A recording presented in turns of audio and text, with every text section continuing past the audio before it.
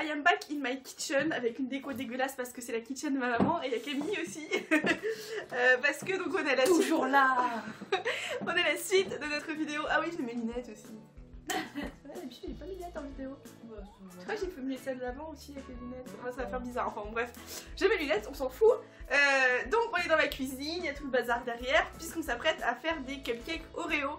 Alors ma recette de cupcake elle change pas, c'est toujours la même, elle est sur mon blog, c'est un des seuls trucs que j'ai publié sur mon blog. Oui je sais c'est pas bien, j'ai ouvert un blog et j'ai rien fait dessus.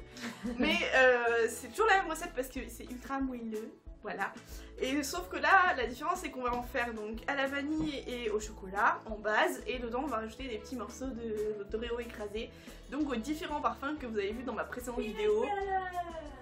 Merci Camille de la semaine dernière. Et je vous laisse tout de suite avec la recette. Pour cette recette, on a besoin de 60 g de beurre à température ambiante, le mien ne l'est pas du tout comme vous le remarquez.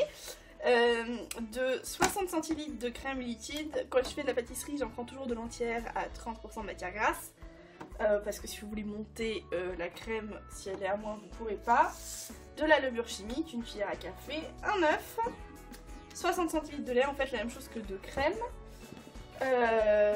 100 g de sucre, aujourd'hui je vais en mettre un peu moins parce que, étant donné qu'on utilise des cookies qui sont ultra sucrés, je vais alléger la pâte au maximum en sucre.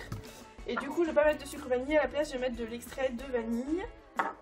Je vais mettre 100 g d'un mélange de farine et de fécule. Alors vous pouvez utiliser tout simplement de la farine, mais la fécule ça allège, la fécule ou la maïzena ça allège beaucoup la pâte à gâteau.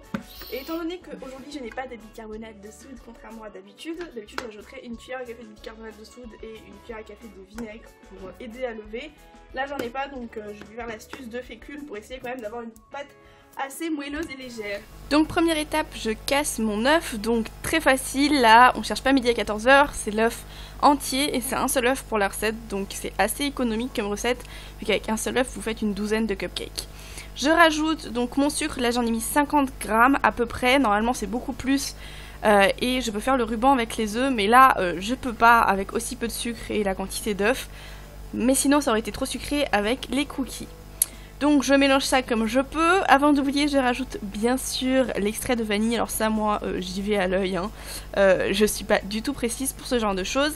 Et ensuite donc je vais venir rajouter en alternant donc mes solides, mes poudres et mes liquides.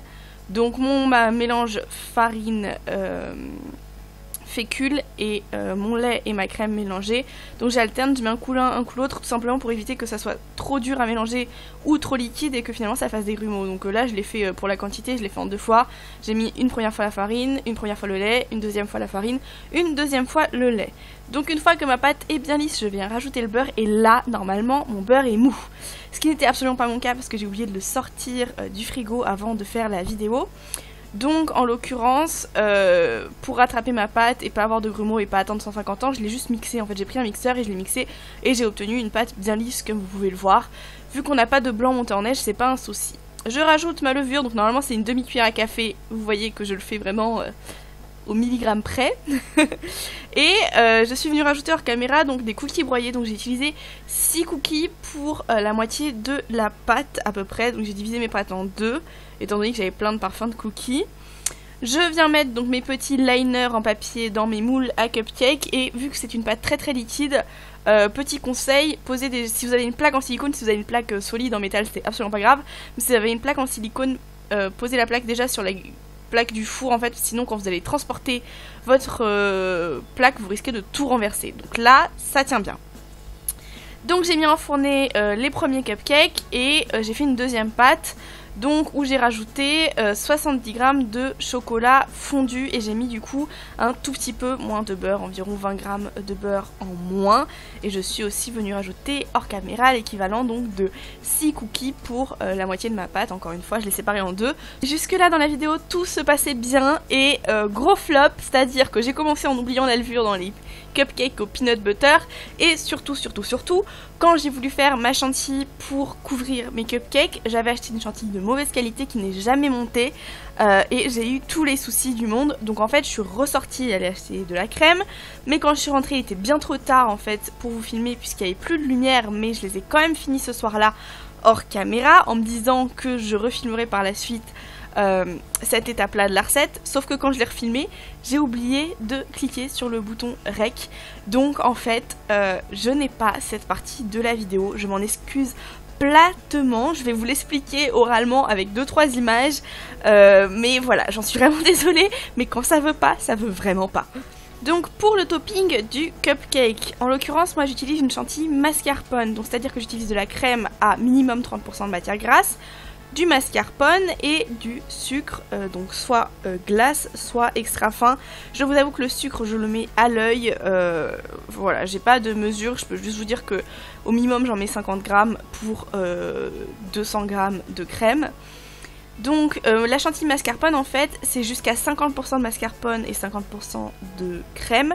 Moi je trouve ça un peu lourd après, pas très aéré, donc je mets 30% de mascarpone, 70% de crème, et pour recouvrir tous mes cupcakes il m'a fallu l'équivalent de 200 grammes, pardon, 20 centilitres en fait de crème liquide. On monte tout ça au batteur. Bien sûr on a mis sa crème, son mascarpone, ses fouets et son bol au congélateur 10 minutes avant de monter la crème pour faciliter, sinon il y a de grandes chances que ça ne marche pas. Bien sûr si j'étais chez moi avec une poche à douille, j'aurais fait avec une poche à douille, mais là en l'occurrence j'utilise un sac congélation, donc je viens couper le bout pour dresser ma crème, donc là sur mon café, mais sinon sur les cupcakes. Donc pour terminer je suis venue, donc une fois que j'ai mis la crème, alors vu que j'avais pas de poche à douille, comme je vous l'ai dit, j'ai utilisé un sac congélation et j'ai un peu aplati le dessus avec un couteau pour faire un truc un peu gourmand, un peu généreux.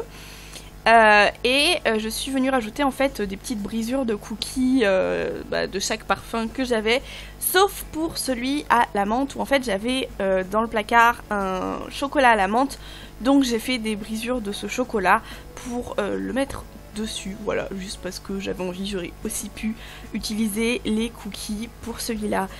En tout cas c'est absolument délicieux, les cupcakes sont restés ultra moelleux, avec un goût d'Oreo vraiment très sympathique, la crème sur le dessus, ça rafraîchissait le tout, enfin ils étaient top, ils ont été mangés en 2 secondes. Et si vous reproduisez cette recette, n'hésitez pas à me taguer sur les réseaux sociaux avec vos résultats, je serais ravie d'aller liker. Dernier petit point, et promis après je me tais, le concours pour gagner les Oreos que tu vois à l'écran est toujours ouvert et je le prolonge même jusqu'à jeudi prochain, donc le 25 octobre. Pour participer, le lien est dans la barre d'infos, le concours est ouvert à l'Europe en entier, donc si tu es un petit creux, n'hésite pas à participer. Bisous!